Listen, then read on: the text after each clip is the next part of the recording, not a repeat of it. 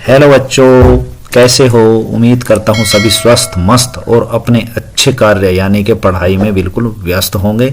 और मैं उम्मीद करता हूँ ऐसे ही व्यस्त रहो और अपने एग्ज़ाम की जो है प्रिपरेशन तैयारी करते रहो। ठीक है, तो ऑल टेंसेज में लेकर आ गया हूँ ऑल टेंसेज की एक वीडियो। ठीक है, क्योंकि बहुत ही आवश्यकता होती है टेंस की। टेंस मीन्स होता है काल और टेंस होते हैं प्रेजेंट, पास्ट, फ्यूचर और उनके होते हैं चार चार भाग, इंडेफिनिट, कंटिन्यूअस, परफेक्ट और परफेक्ट कंटिन्यूअस। तो आइए मैं बताता हूँ आपको हर टेंस की पहचान और उसमें लगने वाली हेल्पिंग वर्ब्स और मेन वर्ब्स की क्या स्थिति होती है। ठीक, तो सबसे पहले लेते हैं प्रेजेंट इंडेफिनिट टेंस।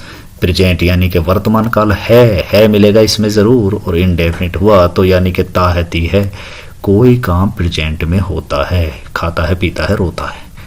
अगर अब सब्जेक्ट हैं, सिंगुलर सब्जेक्ट के साथ हम लगाते हैं मेन वर्ब की फिफ्थ फॉर्म, यानी कि मेन वर्ब की फर्स्ट में SEIS जब हम लगाते हैं उसे MV5 हम कहते हैं। ठीक, तो यानी कि ही सी इट रामू के साथ क्या लगेगा, मेन वर्ब की फर्स्ट फॉर्म किसमें, प्रेजेंट इंडेफिनिट टेंस में। इसमें जो है अफर्मेटिव वाक्य में, साधारण वाक्य में हेल्पिंग वर्ब नहीं आती शुरू में। ठीक, तो क्या लगेगा, मेन वर्ब की फर्स्ट फॉर्म में S या ES। ठीक, प्रेजेंट इंडेफिनिट टेंस के अफर्मेटिव में एक वचनकर्ता के साथ क्या लगेगा, मेन वर्ब की फर्स्ट में S या ES, उसे MV5 हम कहते हैं। ठीक, अब अगर बहुवचन करता है, I यू वी दे, तो उनके साथ लगेगी केवल मेन वर्ब की फर्स्ट, क्योंकि सभी मेन वर्ब की फर्स्ट ये जन्म से ही क्या होती हैं, प्लूरल होती हैं। तो प्लूरल कर्ता के साथ हम मेन वर्ब की ऐसे ही रख देंगे बेस फॉर्म। ठीक, और जो एक वचन करता होगा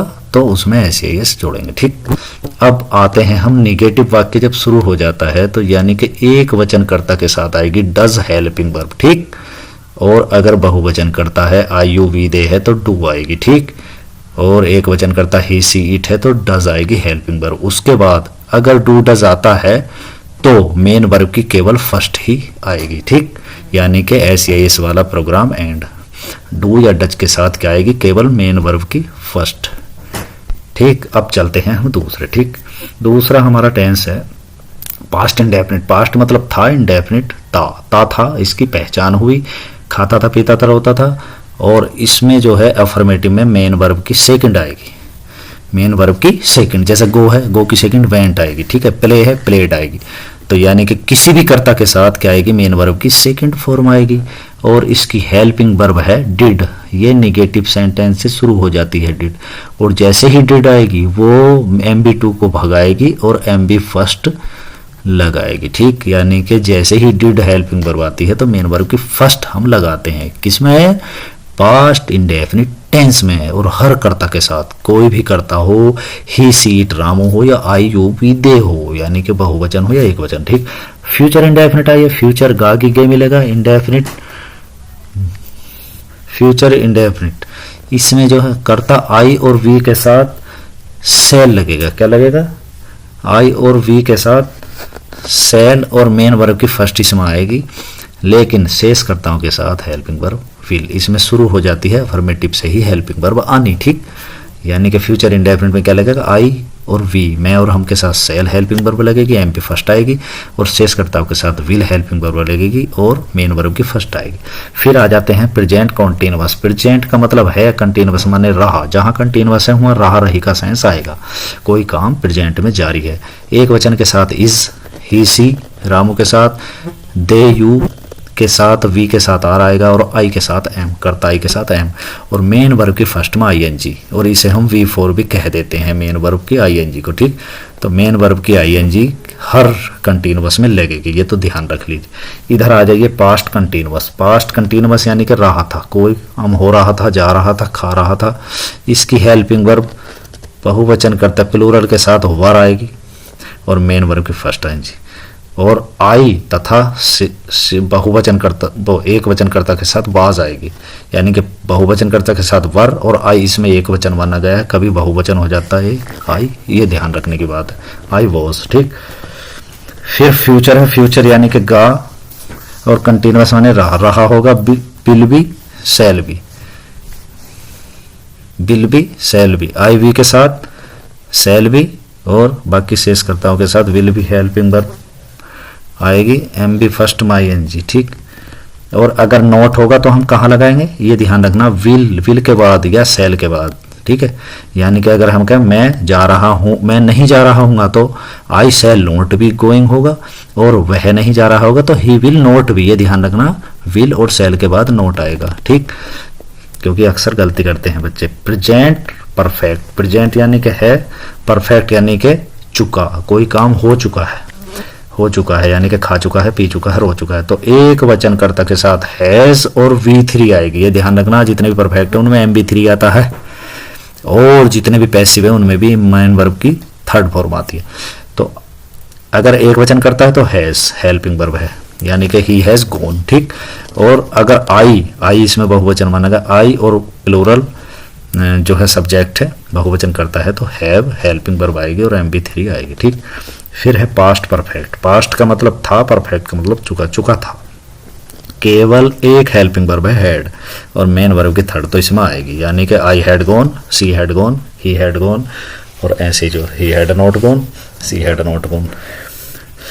अब इधर आ जाइए फ्यूचर परफेक्ट, फ्यूचर मतलब गा परफेक्ट माने चुका होगा, खा चुका होगा, खाना खा चुका होगा, तो हो जाएगा he will have taken the food, ये भी MB3 आएगी। और मैं खाना खा चुका हूँ तो I shall have taken the food. अगर नॉट लगाएंगे तो विल के बाद लगा देंगे या शैल के बाद लगाएंगे, ठीक। अब प्रेजेंट परफेक्ट कंटिन्यूअस, प्रेजेंट यानी कि है, परफेक्ट से और कंटिन्यूअस रहा है, कोई काम किसी समय से हो रहा है, कुछ काम पूरा हो गया तो परफेक्ट लगा, और चल रहा है तो कंटिन्यूअस। तो इसमें कोई इतनी भारी दिक्कत नहीं है। इसमें समय भी आता है निश्चित और अनिश्चित।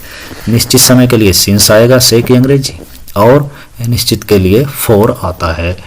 तो और एक वचनकर्ता के साथ आएगा हैज और इसके साथ बीन, ठीक। और बाकी शेष कर्ताओं जो आई और यू वी दे है उनके साथ हैव बीन हेल्पिंग वर्ब आएगी, ठीक। अगर नोट रखेंगे तो हैज के बाद रखेंगे, हैव के बाद रखेंगे, यानी कि has not been, have not been, और MB फर्स्ट में ING, यानी कि जिसे हम MB4 कहते हैं वो आएगी इसमें, ठीक। इस तरह से MB4 के कितने टेंस हुए, 6, ठीक। अब है ये, इसमें सिंस 4 का भी यूज होता है। पास्ट परफेक्ट कंटिन्यूअस, पास्ट मतलब था, परफेक्ट मीन्स से, और कंटिन्यूअस में रहा, चुका है, और से एक ही बात होती है, तो से रहा था, यानी कि कोई काम किसी समय से हो रहा था, तो सब सब्जेक्ट के साथ क्या आएगी, हैड बीन, और मेन वर्ब के फर्स्ट में ING, फिर सिंस 4 लगेगा, ठीक। फ्यूचर परफेक्ट कंटिन्यूअस, फ्यूचर यानी कि गा, परफेक्ट और कंटिन्यूअस चुका होगा,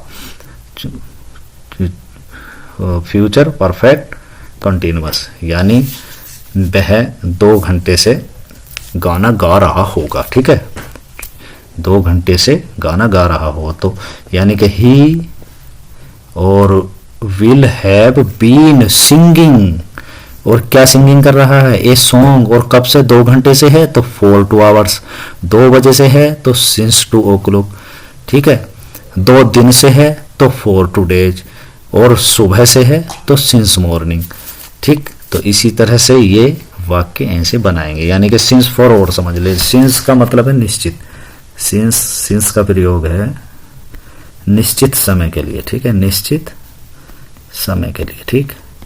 और 4 का है अनिश्चित समय के लिए, 4 का अनिश्चित समय। और ये पता कैसे लगाएंगे, अगर कोई काम है उससे पहले अगर फिट हो जाता है हिंदी में, जैसे मैं 2 घंटे से यह काम कर रहा हूं, तो हम आराम से कह सकते हैं हम ये काम 2 घंटे पहले से कर रहे हैं, इसका मतलब 4 आएगा अनिश्चित।